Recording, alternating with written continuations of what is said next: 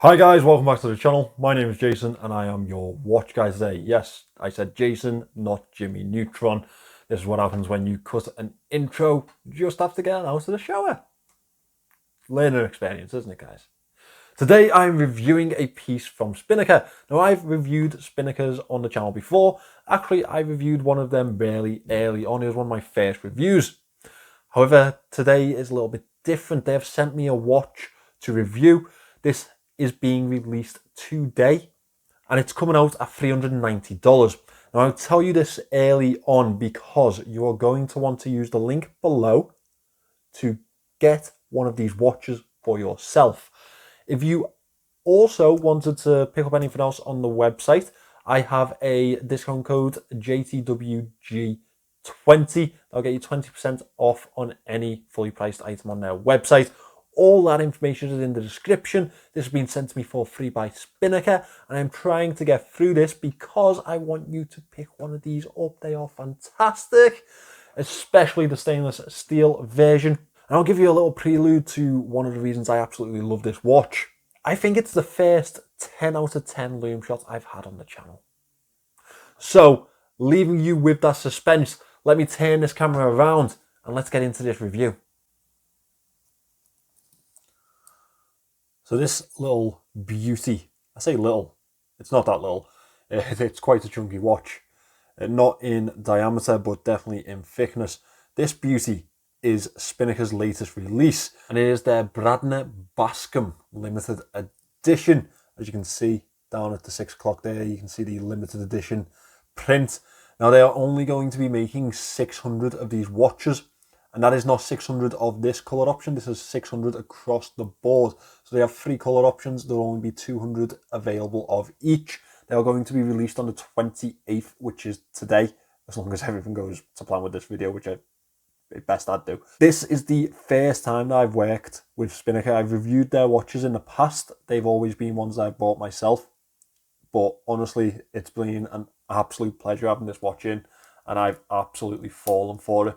So let me tell you why I have. Firstly though, we'll talk about the dimensions. It's a very wearable watch. The dimensions don't exactly do it that much justice. However, I have really enjoyed wearing it.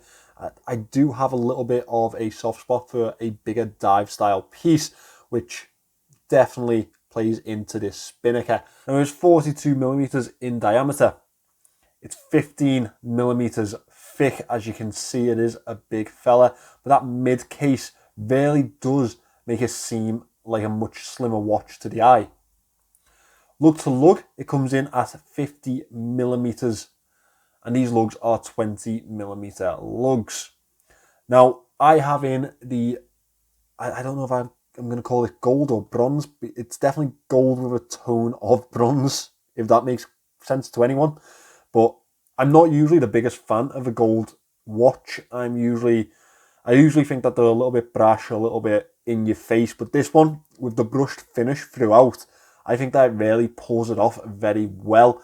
I think especially the way that it accents the tones through the dial, they've definitely gotten on to a winner here. Now, if this one doesn't quite do it for you, they do have 2 other colour options. They have a fully blacked out piece with the carbon dial and a stainless steel. And the stainless steel has a little bit of a Pepsi vibe going to it, and that, if I had the choice, would be the one that I'd pick up. I think that's absolutely beautiful. I really do love the tones that they have on the crown too. Obviously, I'll insert the pictures for you. This is packed with an NH35 movement, not something that we really have to talk about there because we know the NH35 like it's the back of our hands now. It's the old, reliable, automatic workhorse from Seiko. It does have a date complication in this one. As you can see on the dial there, they have fitted it with the black date wheel though, which makes it a much more aesthetically pleasing piece. The casing is fully brushed throughout. We have a mixture of different brush patterns. As you can see on the side here, we have a vertical brushing. The bezel and the lower casing are circular brushing, which flows very nicely with the design of the watch. We have lineal brushing through the lugs, which breaks it up very nicely. These lugs do curve really heavily towards the wrist. As you can see, they almost come in line with the case back itself. Speaking of which, If you've seen Spinnaker before, you know that they are a fan of display case backs. This one has their usual branded rotor on it, as you can see there on that NH35 movement. It is nice to see a little bit of branding on the movement itself. Usual information around the outer edge, and this is a screw down case back, as you can see. Now, one of the real selling points to this piece is the inner rotating bezel, which you can see here is unidirectional. It is a friction fit, it's not a click. Now, it gives that compressor style feel to the watch. I really do love an inner rotating bezel. I think that it adds such a classy element to a piece, and keeping it within 42mm and adding that in there, I think that's a really nice touch. The 15mm obviously will be a challenge for some, but you can see why they've done that. And it really does give a deep feel to that carbon fiber dial, which is definitely the showcase of the piece. Now, the lower crown is for the handset. It is a screw down crown. We have coin edges on both of these crowns. Easy to get hold of, fits into the casing very nicely. First position is for the date, as you be aware. Second is the handset. I really do love this handset. It's so nicely finished. They've done really well here. Let me fit this back in. As you can see, the crowns are the only point of polishing on this casing. We have the Spinnaker logo on the crown itself, and the inner rotating bezel has a arrow, which I think is nicely playful, honestly. Obviously gives you a very clear instruction to what it is, but I do think it adds a little bit of playfulness to the design itself. I do really like it. We have a domed sapphire crystal in this piece, and it just about protrudes the casing. Now, it does have heavy levels of AR coating, as you can see in the reflection there. That blue tone really does aid in the visibility of this dial. Obviously, in the right light, you can see the blue tone very heavily. However, in other conditions, it does really aid you. This casing provides the watch with a very unusual water resistance rating. Just below 200 meters, it comes in a 180 meter water resistance, or 600 foot. I know that's a very strange one for a lot of us. 180, 200, pretty close numbers. So yeah, I think this definitely passes as the take it into the water piece. As we move into the dial, there's a lot going on here, so I will try and break it down as well as I possibly can.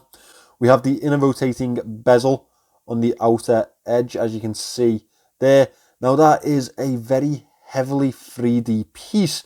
There's a lot of elements to it itself. The markings actually stand up very heavily from the dial itself. I'll get some closer pictures of that to show you. On each 5-minute interval, we have a loomed figure. Now, we have the triangle up at 12, batons at 5 intervals, and obviously the Arabic numerals stand very proudly at the 10 intervals. Moving in onto the inner minute track, that is a very nice vinyl effect finish to it. We have a printed minute track on there, and again, it is a step above this dial, which will give another really lovely effect to the depth of the piece itself. And as you can see, as I move this dial in closer to the camera, the real feature to this piece is that forged carbon fiber dial.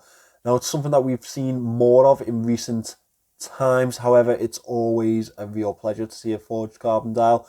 One thing that I really love about it is that each dial's unique. You can't match them up perfectly to each other due to the material that's used, and it really does give a level of specialty to the piece itself. The hour indices around the dial are very bold, square and rectangular pieces with a really lovely gold tone edge to them. Now, again, they stand up off the dial to give that level of depth to the piece. They also give the same brushed feel to these indices as the casing has, and I think that really helps to flow with this design, really ties it in together. We have the date window at 3 o'clock. It has a red border to it, which, as you can see, does have other tonal matches throughout the dial, and really does tie that in together. Down to 6 o'clock as mentioned, we have the limited edition print. Moving upwards, we have automatic 600 foot, 180 meters. That water resistance rating is in that red tone. Again, ties in the dial very nicely. And moving up onto the logo, this is embossed onto the dial. I don't believe that it's applied, but again, it's in that gold tone, which really does pull the piece together and really makes this a very, very nice design to look at. Now let's talk about this handset, because honestly, I think they definitely need applause for this. The level of brushing on the handset is fantastic for me. I think it's a very nice effect, really breaks up the design, and it really does have some distinguishing features to it. As well as that, the handset itself is a particularly unusual one with that hour hand. Obviously a simple baton minute hand there, but this bulging hour hand really does make a presence for itself. We have a lollipop second hand with the red tone on the lollipop end there. I think again that really does tie everything in together. Now this is loomed, and I've seen the loom shot. You're gonna love it. I think it's definitely a contender for a 10. Let me get these lights out. I mean, it's a 10. I feel like I can just leave that comment there and just say this is indefinitely the best loom shot I have seen, the best loom signature I've seen. I love that it's molded into that carbon fiber dial. It just gives that little bit of secrecy to the piece, you know, a little special feature just for you and me, just for when the lights go out. It just gives such a special effect to the watch itself. When I saw this loom shot in the advertisements and in the press release, I thought surely it can't be that good. And then, as a lot of us will do, I got up in the middle of the night, I looked down, and this thing is absolutely illuminating my wrist. It's just that little hidden gem to this piece that I really do appreciate from it. Obviously, throughout the dial is loomed. Everything's loomed. It's spectacular. Spinnaker have nailed it. And yeah, a very solid 10. This is probably the best loom signature that I have had on the channel. So, Spinnaker, well done. After that loom shot, honestly, I could just tell you where the link is, and I think most of you would be shooting to the description to buy one of these. But let's talk about the bracelet before we end. So the bracelet is a pretty usual oyster style link system. We have push pins throughout it. It's brushed throughout, as is the rest of the watch. Flows well with the lugs. We have a simple fold over double push with safety clasp, Spinnaker print or logo across the center of that clasp there. We do have a dive extension on this piece. It's color matched. That's nice to see. Milled clasp, again, really nice to see. 3 levels of micro adjust. Solid end links. It's a fantastic watch. And for the price of $390 on release, yeah, it's bloody brilliant. These are going to sell out. I'm telling you now, I'm calling it. These are going to sell out. That loom shot, that forged dial, it's a winner. They've nailed it. Just go give them your money. But before you actually go give them your money, let me go through the moan section. And yes, I have a moan section. Obviously, no piece really is perfect. So let me talk to you guys about what I found as a downside to this piece while I've been wearing it. It's a very, very chunky boy. It's a big fella. Now, if you don't like tall watches, if you don't like watches that are bulky on wrist, it's probably not the one for you. However, with that being said, if you have a smaller wrist size, like I do, it still fits very, very nicely and really does add such a presence to wrist. Let me show you how it looks. Nice and snugly fitted to my 6¼ inch wrist. The bracelet tapers very heavily from these lugs here down to a very thin end. Yeah, I've loved wearing it. I really have. The gold definitely catches the eye. I've had a lot of comments on this piece. Personally, still, I'd opt with the stainless steel one, just because of that red and blue, almost Pepsi effect to it. They are beautiful pieces. Only 3 levels of micro adjust on this clasp. This is still a dive piece. That's what it's being pushed towards. Dive style piece at the very least. I'd have liked to have seen 4 or above on the clasp. I understand that we do have a dive extension. Yes, that definitely gets them some points back. But we do like to have a nice snug fit to a piece. And finally, the one real drawback that I had to this piece was this wobbly extension. Now, honestly, I haven't really noticed it on wrist myself. I would have liked to have had a better fitted one to it. But once the clasp is down, yes, it still moves side to side, but it's nowhere near what you'd expect it to be. And that, guys, is the Spinnaker Bradner Bascom limited edition. Again, only 200 of each of these colour options or style options are being made. If you want one, get on early. Get yourself to that link in the description. Use the code JTWG20 for a 20% discount on anything on the site that is fully priced.